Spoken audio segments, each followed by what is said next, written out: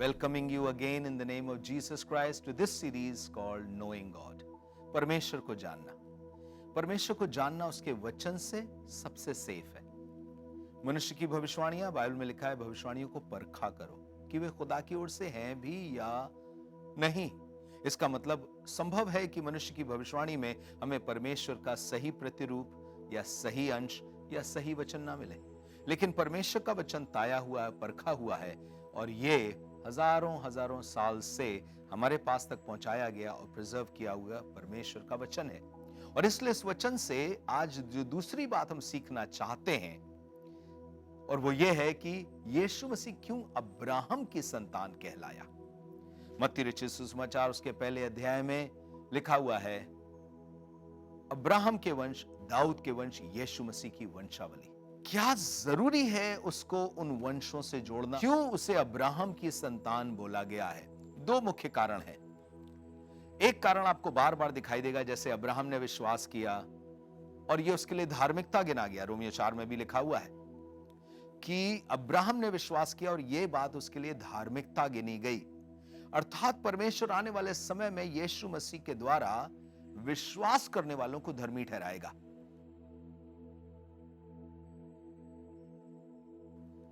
एक चोर था, यीशु मसीह के पास ही लटका हुआ था।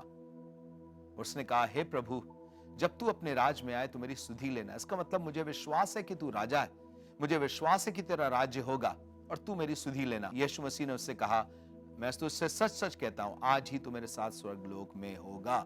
इसका मतलब क्या है? वो ये कहना मांग रहा है, वो जिसने कर्मकांड कुछ भी नहीं करे, वो जिसको बैप्टिज्म का मौका भी नहीं मिला, वो जिसने एक बार भी प्रभु भोज नहीं लिया, वो जिसने एक बार भी प्रचार नहीं किया, वो जिसने एक बार भी कम्युनियन में शामिल होकर के कुछ भी नहीं किया, या एक बार भी किसी के सामने गवाही नहीं दी, उसने सिर्फ यीशु मसीह पर विश्वास किया और उसे धर्मी करार दिया गया। उसी तरीके से धार्मिकता विश्वास करने वालों के लिए होगी। लेकिन इससे भी बढ़ के एक चीज और थी, और वो क्या थी? ये बहुत मुख्य बात है। 12वें अध्याय में पहली बार जब परमेश्वर अब्राहम से बात कर रहा है तो उससे क्या कह रहा है? मैं पढ़ रहा हूं उसके दूसरे और तीसरे पद को। मैं तुझसे एक बड़ी जाति बनाऊंगा और तुझे आशीष दूंगा और तेरा नाम महान करूंगा और तू आशीष का मूल होगा। आशीष का मूल होगा अर्थात मुख्य कारण किसके लिए? अपने खानदान के लिए। आगे सुनिएगा क्या लिखा है, जो तुझे आशीर्वाद दे उन्हें मैं आशीष दूंगा, जो तुझे कोसे उसे मैं श्राप दूंगा, और भूमंडल के सारे कुल तेरे द्वारा आशीष पाएंगे। पर अब्राहम तो बहुत लंबा जिएगा भी नहीं, तो भूमंडल के सारे कुल उसके द्वारा कैसे आशीष पाएंगे? अभी तो कुल के कुल निकलेंगे, अब्राहम के हजारों साल के बाद भी परिवार पैदा होंगे, तो वो अब्राहम से कैसे आशीष पाएंगे? एक्चुअली ये विशेष तौर पे अब्राहम नहीं, पर अब्राहम के कुल या अब्राहम के वंश से सारी दुनिया के कुल या सारी दुनिया के वंश आशीष पाएंगे। इसको और समझाने के लिए आगे के पदों में और लिखा हुआ है। मैं पढ़ूंगा इसके 22वें अध्याय को, और 22वां अध्याय उसके 15वें पद से, जहां पर परमेश्वर पिता ने अब्राहम से कहा था कि अपने बेटे को कुर्बान करो। वो ले गया। जब वो कुर्बान करने वाला था तो स्वर्गदूत ने उससे कहा, देख एक मेढ़ा है वहां पर, और वहीं परमेश्वर ने उससे बातें करी और फिर से अपने वायदे को दोहराया। और जब वायदे को दोहराया तो कुछ और कहा था। सुनिए क्या लिखा है, उत्पत्ति 22 अध्याय 15 पद से। फिर यहोवा के दूत ने दूसरी बार स्वर्ग से अब्राहम को पुकार करके कहा, यहोवा की ये वाणी है, मैं अपनी ही शपथ खाता हूं कि तूने जो ये काम किया, अपने पुत्र वरन अपने इकलौते पुत्र को भी नहीं रख छोड़ा, इस कारण मैं निश्चय तुझे आशीष दूंगा। मैं अभी थोड़ी देर में आशीष का भी चर्चा करूंगा। किस आशीष की बात कर रहा था? मैं निश्चय तुझे आशीष दूंगा। और आगे क्या लिखा है, और निश्चय तेरे वंश को आकाश के तारागण और समुद्र के तीर की बालू के किनकों के समान अनगिनत करूंगा, और तेरा वंश अपने शत्रुओं के नगरों का अधिकारी होगा। अर्थात आशीष दूंगा, बढ़ेगा, तेरा वंश बढ़ेगा और वो बहुत से लोगों के ऊपर अधिकारी होगा। फिर आगे लिखा है, और पृथ्वी की सारी जातियां अपने को तेरे वंश के कारण धन्य मांगेगी। ये नहीं लिखा तेरे वंशों के कारण धन्य मानेंगी, पर पृथ्वी की सारी जातियां तेरे वंश के कारण अपने आप को धन्य मानेंगी। ये किस वंश की ओर इशारा कर रहा था? इसहाक या इसहाक का बेटा याकूब? किसकी ओर इशारा कर रहा था वो, कि किसके द्वारा पृथ्वी को आशीष मिलेगी और पृथ्वी के सारे कुल आशीष पाएंगे, किसकी ओर इशारा कर रहा था? मैं इसका जवाब आपको साधारण से पौलुस के शब्दों में गलातियों की पत्री में जो लिखा गया खत था उससे देना चाहता हूं। 3रा अध्याय पढ़ूंगा मैं, और 3रे अध्याय में और उसके 15 से पढ़ रहा हूं। हे भाइयों, मैं मनुष्य की रीति पर कहता हूं कि मनुष्य की वाचा भी जो पक्की हो जाती है तो ना कोई उसे टालता है ना उसमें कुछ बढ़ाता है। अतः प्रतिज्ञाएं अब्राहम को और उसके वंश को दी गई हैं। वो ये नहीं कहता वंशों को, जैसे बहुतों के विषय में कहा, पर जैसे एक के विषय में कि तेरे वंश को, और वो मसीह है। वो वंश कौन है जिसके द्वारा पृथ्वी के सारे कुल आशीष पाएंगे? उद्धार करता प्रभु यीशु मसीह, जो अब्राहम के वंश से पैदा होगा। और अब्राहम का असली वंश जो परमेश्वर की प्रतिज्ञाओं को लिए हुए पैदा होगा, जो सारे कुल को आशीष देगा, वो यीशु मसीह होगा। इसहाक भी थोड़े से लोगों को आशीष अपने जीवन में दे पाया, याकूब भी कई लोगों को आशीष दे पाया, लेकिन पूरी पृथ्वी को नहीं।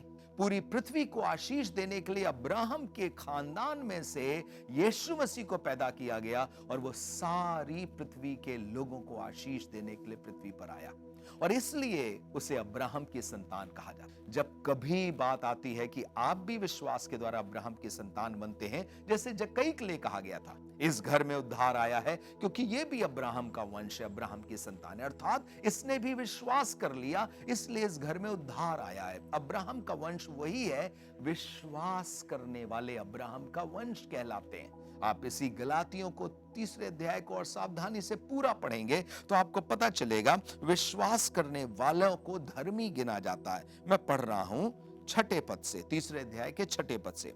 अब्राहम ने तो परमेश्वर पर विश्वास किया और यह उसके लिए धार्मिकता गिनी गई। अतः यह जान लो कि जो विश्वास करने वाले हैं वे ही अब्राहम की संतान हैं। इसका मतलब सिर्फ नामधारी लोग अब्राहम की संतान नहीं है, पर जो विश्वास करने वाले हैं, पौलुस ने कहा, वे ही अब्राहम की संतान हैं।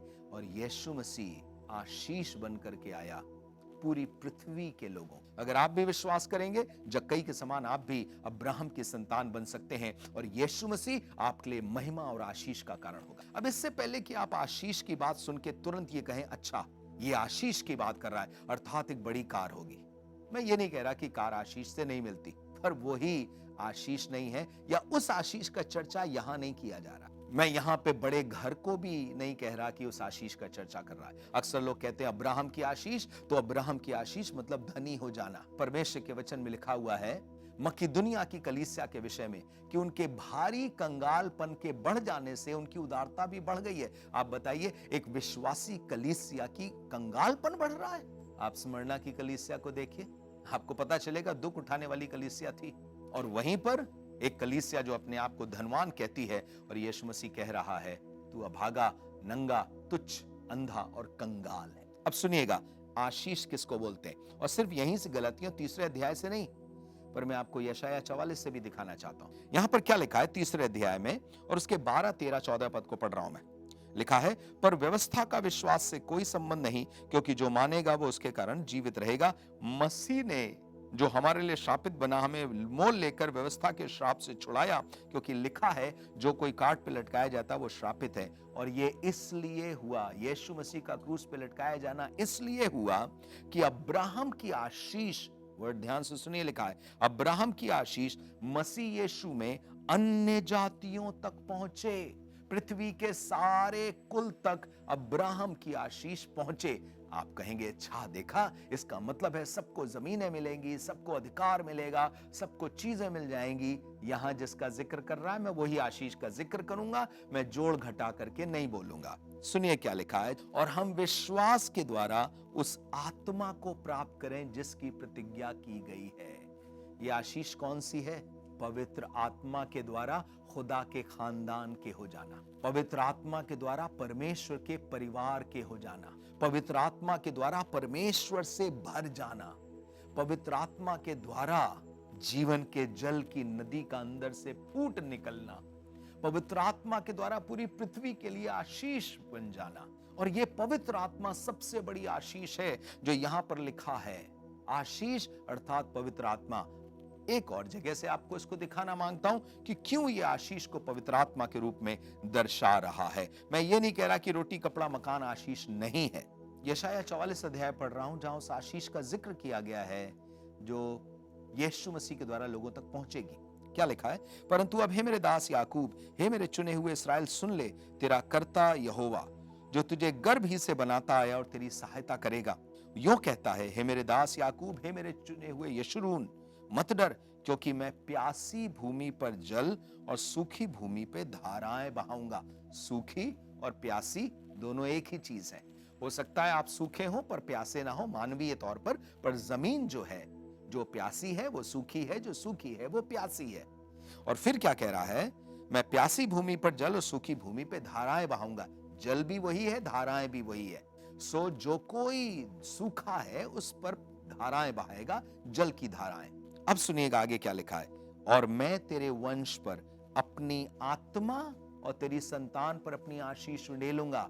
वंश बराबर संतान, आशीष बराबर आत्मा। वंश को ही तो संतान बोलते हैं, संतान को ही वंश बोलते हैं। और यहां इसीलिए कह रहा है तेरे वंश पर अपनी आशीष और तेरी संतान पर अपनी आत्मा उंडेलूंगा। ये आशीष है उसकी। इसलिए बाइबल में क्या लिखा है? यूहन्ना ने क्या कहा था? मैं तो तुम्हें पानी से बपतिस्मा देता हूं, वो पवित्र आत्मा और आग से बपतिस्मा देगा। और यीशु मसीह ने कहा था कि मैं पवित्र आत्मा तुम्हारे ऊपर जब तक ना उंडेलूं तब तक ठहरे रहना। ये पवित्र आत्मा की जो आशीष है ना, ये आपकी सबसे बड़ी आशीष है जो अब्राहम के खानदान का होने से अर्थात यीशु मसीह पे विश्वास करने से आपको मिलती है। पवित्र आत्मा ही आपको सील करता है कि आप खुदा के खानदान के हो गए। पवित्र आत्मा ही आपको वरदानों से भरता है। पवित्र आत्मा ही आपके अंदर प्रेम, आनंद, मेल, धीरज, कृपा, भलाई, विश्वास, नम्रता और संयम पैदा करता है। जिसमें प्रेम नहीं उसने परमेश्वर को नहीं जाना। बिना पवित्र आत्मा के आपके अंदर ईश्वरीय प्रेम नहीं आएगा। सब चीजें एक दूसरे से जुड़ी हैं, लेकिन आजकल के समाचार में सिर्फ शारीरिक आशीष को अब्राहम की आशीष बोल दिया गया है। हो सकता है आपने भी बार बार सुना हो, अब्राहम की आशीष मतलब जमीन मिलेगी, अब्राहम की आशीष मतलब धन मिलेगा। अरे उससे भी बढ़ के कुछ है। अगर जमीन ही अब्राहम की आशीष है तो सुनिएगा, शायद धर्मियों से ज्यादा धर्मियों के कब्जे में जमीन है। और अगर धन ही अब्राहम की आशीष है तो धर्मियों से ज्यादा अधर्मियों के कब्जे में धन पाया जाता। पर अब्राहम की आशीष धन से कहीं ऊपर है। मैं ये नहीं कह रहा कि परमेश्वर आपको गरीब रखेगा, मैं ये नहीं कह रहा परमेश्वर आपको जमीनें नहीं देगा, पर मैं ये कहना मांग रहा हूं अब्राहम की आशीष इससे कहीं गहरी है। और ये यीशु मसीह के द्वारा सारी पृथ्वी को मिलेगी। जो कोई विश्वास करेगा, आप जहां कहीं से सुन रहे हैं, आप ये कह सकते हैं, हे प्रभु यीशु मसीह, पवित्र आत्मा के द्वारा मुझे अपने परिवार का बना दे, पवित्र आत्मा के द्वारा मुझे वरदानों से भर दे, प्रेम, आनंद, मेल, धीरज, कृपा, भलाई, विश्वास, नम्रता और संयम से भर दे। सोचिए बिना प्रेम के आपका घर कैसे होगा? सोचिए बिना आनंद के आपका जीवन कैसे होगा? सोचिए बिना मेल मिलाप के आपका घर में चल क्या रहा होगा? सोचिए बिना धीरज के आप क्या होंगे, बिना कृपा के आप क्या होंगे, बिना करुणा के आप क्या होंगे, और बिना संयम के आप क्या होंगे। और ये पवित्र आत्मा के द्वारा आता है। आपका घर आशीषित घर होगा।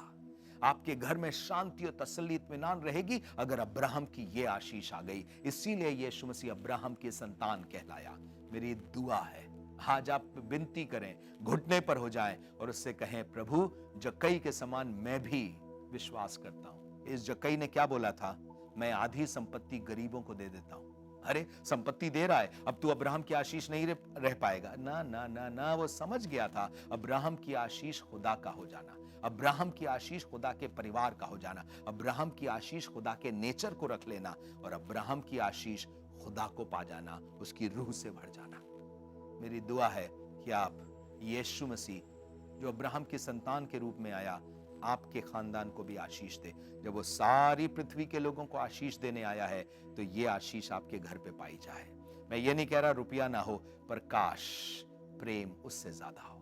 मैं ये नहीं कह रहा हूं जमीन ना हो, पर काश मेल मिलाप, धीरज, आनंद, कृपा, भलाई करने की इच्छा ये उससे ज्यादा हो। बहुत से लोगों के पास रिचेस भरी हुई है पर भलाई की कोई इच्छा नहीं है। इब्राहिम के संतान बनना चाहते हैं, यीशु मसीह पर विश्वास करके और पवित्र आत्मा के अगुवाई में चल के आप अब्राहम के संतान बनते हैं। God bless you. ये याद रखिए, यीशु मसीह को अब्राहम की संतान इसीलिए बोला गया है, विश्वास करने के द्वारा आप पा सकते हैं। क्योंकि इसी गलतियों 3 में लिखा है, पवित्र आत्मा हमने क्या कर्मों से पाया है ना, विश्वास करने के द्वारा। इसी गलतियों 3 अध्याय में विश्वास के द्वारा पवित्र आत्मा पाते हैं। आप इसी समय अपने हाथ फैला के कह सकते हैं, प्रभु मेरे पाप क्षमा कर दीजिए, मैं विश्वास करता हूं आप पर और मुझे अपनी आत्मा से भर दीजिए। मैं विनती करता हूं इसी समय आपके लिए, प्रभु यीशु मसीह इसी समय विनती करता हूं, अनुग्रह करिए। एक एक जन जो आपके वचन को सुन रहा है, आज विश्वास करने के द्वारा अब्राहम की संतान बन सके, विश्वास करने के द्वारा सच्चा धर्मी बन सके, विश्वास करने के द्वारा आपके पवित्र आत्मा के वरदान और फल उसके अंदर पाए जाने लगे। पवित्र आत्मा का, प्रभु पवित्र आत्मा के द्वारा चलाए चले। जैसा आपके वचन रोमियो 8 में लिखा है, जितने आत्मा के चलाए चलते हैं वे ही परमेश्वर की संतान है।